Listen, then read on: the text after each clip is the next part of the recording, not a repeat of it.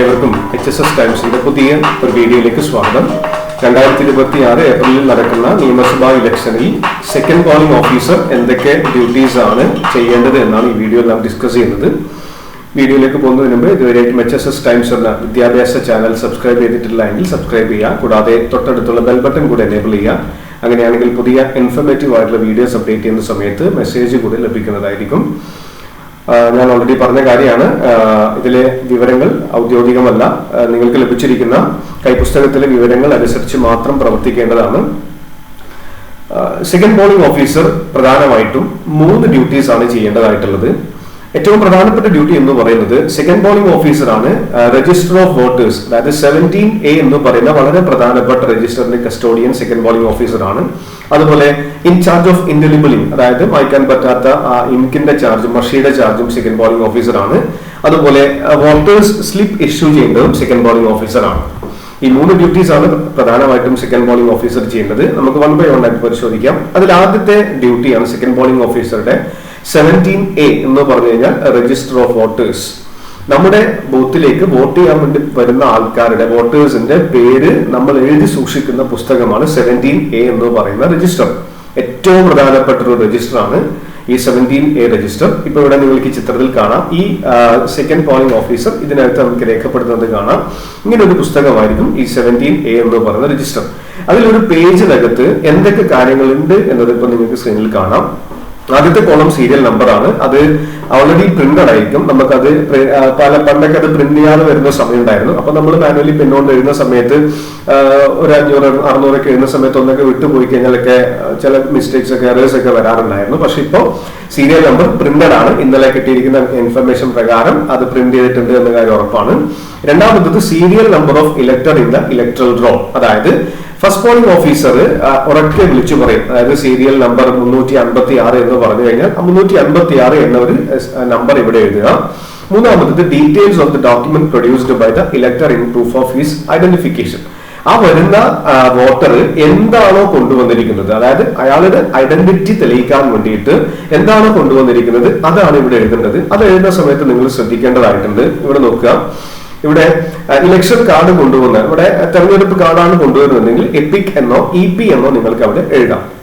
ഇനി driving licence ആണ് കൊണ്ടുവരുന്നതെങ്കിൽ driving ലൈസൻസിന്റെ നമ്പറിന്റെ ലാസ്റ്റ് 4 അക്കം എഴുതുക. അതുകൂടാതെ DL എന്നുകൂടെ ആഡ് ചെയ്യാം. അപ്പോ നോക്കുക, പാസ്പോർട്ട് ആണെങ്കിൽ BP എന്ന് അവിടെ ആഡ് ചെയ്യാം. അപ്പൊ ഇവിടെ നമ്മൾ ASD ലിസ്റ്റിനെ കുറിച്ചൊക്കെ ഞാൻ സെപ്പറേറ്റ് ഒരു വീഡിയോ ചെയ്യാം. ASD ലിസ്റ്റ് എന്ന് പറഞ്ഞാൽ ആബ്സെന്റി ഷിഫ്റ്റഡ് ഡെത്ത് എന്ന ലിസ്റ്റ് ആണ്.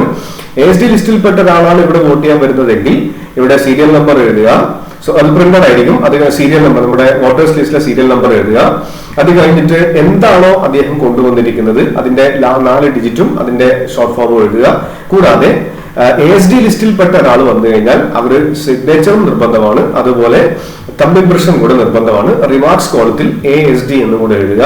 ഇത് പ്രിസൈഡിംഗ് ഓഫീസർ അറിയിക്കേണ്ടതായിട്ടുണ്ട്. ഇങ്ങനെ ഒരു ASD ലിസ്റ്റിൽപ്പെട്ട ആൾ വന്നിട്ടുണ്ടെന്നുള്ള കാര്യം. അദ്ദേഹം അവിടെ വെച്ച് അദ്ദേഹത്തിന്റെ ഐഡന്റിറ്റി ഉറപ്പാക്കിയാൽ മാത്രമാണ് ASD ലിസ്റ്റിൽപ്പെട്ട ഒരാളെ വോട്ട് ചെയ്യാൻ വേണ്ടി അനുവദിക്കുക. അതുപോലെ 3ാമത്തെ കോളത്തിൽ എഴുതേണ്ട കാര്യം പറഞ്ഞു. ഇനി 4ാമത്തെ കോളത്തിൽ സിഗ്നേച്ചർ, അതായത് അവരുടെ ഒപ്പ് അല്ലെങ്കിൽ അവരുടെ വിരലടയാളം പതിപ്പിക്കുക. ഇതിന് സാധാരണ ഓരോ ഗതിയിലും ഒരു 900 വോട്ടേഴ്സ് ഉണ്ടെങ്കിൽ 900 തവണയും പുസ്തകം തിരിച്ചു കൊടുക്കണമെന്നില്ല. അവർ ഏത് രീതിയിലാണോ വന്നിരിക്കുന്നത് അതേ രീതിയിൽ തന്നെ അവർക്ക് നിന്നുകൊണ്ട് നിങ്ങളുടെ ഓപ്പോസിറ്റ് സൈൻ ചെയ്യുന്ന രീതിയിൽ നിങ്ങൾക്ക് ചെയ്യാം. റിമാർക്സ് കോളത്തിൽ ചില പ്രത്യേക സാഹചര്യങ്ങളിൽ റിമാർക്സ് എഴുതുന്നത്, ഇപ്പൊ ആരെങ്കിലും റെഫ്യൂസ്ഡ് വോട്ടൊക്കെ ആണെങ്കിൽ അത് റിമാർക്സ് കോളത്തിൽ റെഫ്യൂസ്ഡ് വോട്ട് എന്ന് മെൻഷൻ ചെയ്യേണ്ടതായിട്ടുണ്ട്. ഓക്കെ, അപ്പോ ഇതാണ് ഈ 17A എന്ന് പറയുന്ന ഒരു രജിസ്റ്റർ. ഇനി 17A രജിസ്റ്റർ തുടങ്ങുന്ന സമയത്ത്, അതായത് നിങ്ങളുടെ സെക്കൻഡ് പോളിംഗ് ഓഫീസർ തുടങ്ങുന്ന സമയത്ത് അതിന്റെ മുകളിൽ ഫസ്റ്റ് പോളിംഗ് ഓഫീസറും പ്രിസൈഡിംഗ് ഓഫീസറും കൂടെ കൺട്രോൾ യൂണിറ്റ് പരിശോധിച്ചിട്ടുണ്ടെന്നും അതിലെ വോട്ട് 0 ആണ് എന്ന് ഉറപ്പാക്കി എന്നൊരു കാര്യം അവിടെ മെൻഷൻ ചെയ്യേണ്ടതായിട്ടുണ്ട്. അതും സെക്കൻഡ് പോളിംഗ് ഓഫീസർ മറന്നു പോകരുത്. ഇനി രണ്ടാമത്തെ ഡ്യൂട്ടി നമ്മുടെ സെക്കൻഡ് പോളിംഗ് ഓഫീസറുടെ രണ്ടാമത്തെ ഡ്യൂട്ടി എന്ന് പറഞ്ഞത് നമ്മുടെ മായ്ക്കാനാവാത്ത ഇൻഡെലിബിൾ ഇങ്ക് പുരട്ടുക എന്നതാണ്. സാധാരണ വോട്ടർ ആണെങ്കിൽ ഇടത് കൈയിലെ ചൂണ്ട് വിരലിലാണ് മഷി പുരട്ടേണ്ടത്. ഇനി ഈ ബ്ലൈൻഡ് ആൻഡ് ഇൻഫോം വോട്ടേഴ്സിന് സഹായിയായിട്ട് വരുന്ന വോട്ടർ ആണെങ്കിൽ വലത് കൈയിലെ ചൂണ്ട് വിരലിലാണ് സഹായിയുടെ വിരലിലാണ് ഈ വലത് കൈയിലെ ചൂണ്ട് വിരലിലാണ് മഷി പുരട്ടേണ്ടത്. ഇനി പ്രോക്സി CSB, അതായത് ക്ലാസിഫൈഡ് സർവീസ് വോട്ടേഴ്സ് എന്ന് പറഞ്ഞ കാറ്റഗറി, അത് വളരെ റെയർ ആയിട്ട് വരുന്ന കേസാണ്. പ്രോക്സി വോട്ടേഴ്സ് ആണ് വരുന്നതെങ്കിൽ ഇടത് കൈയിലെ നടുവിരലിലാണ് മഷി പുരട്ടേണ്ടത്. അപ്പോ മഷി 17A രജിസ്റ്ററിൽ എഴുതുക, അത് കഴിഞ്ഞിട്ട് മഷി പുരട്ടുക. മൂന്നാമത്തെ ഡ്യൂട്ടി വോട്ടേഴ്സ് സ്ലിപ്പ് ഇഷ്യൂ ചെയ്യുക. എനിക്ക് ഈ ഒരു കാണുന്ന അനുഭവം വെച്ച് തോന്നുന്നത് കുറച്ചധികം ഡ്യൂട്ടി ചെയ്യാനുള്ളത് സെക്കൻഡ് പോളിംഗ് ഓഫീസറാണ്. വോട്ടേഴ്സ് സ്ലിപ്പ് തയ്യാറാക്കി നൽകേണ്ടതായിട്ടുണ്ട്. വോട്ടേഴ്സ് സ്ലിപ്പ് എന്ന് പറഞ്ഞു കഴിഞ്ഞാൽ ഇവിടെ നിങ്ങൾക്ക് ഇവിടെ കാണാം, ഇതാണ് വോട്ടേഴ്സ് സ്ലിപ്പ് എന്ന് പറയുന്നത്. ഇവിടെ serial number of elector as per column 1 of register of voters. നിങ്ങൾ എഴുതുന്ന രജിസ്റ്റർ ഓഫ് വോട്ടേഴ്സ് എന്ന പുസ്തകത്തിൽ ഈ വന്നിരിക്കുന്ന വോട്ടറുടെ സീരിയൽ നമ്പർ എത്രയാണ് എന്ന് നിങ്ങൾ എഴുതുന്ന പുസ്തകത്തിലെ സീരിയൽ നമ്പർ ഇവിടെ എഴുതുക. അടുത്തത് serial number of elector as entered in the electoral roll.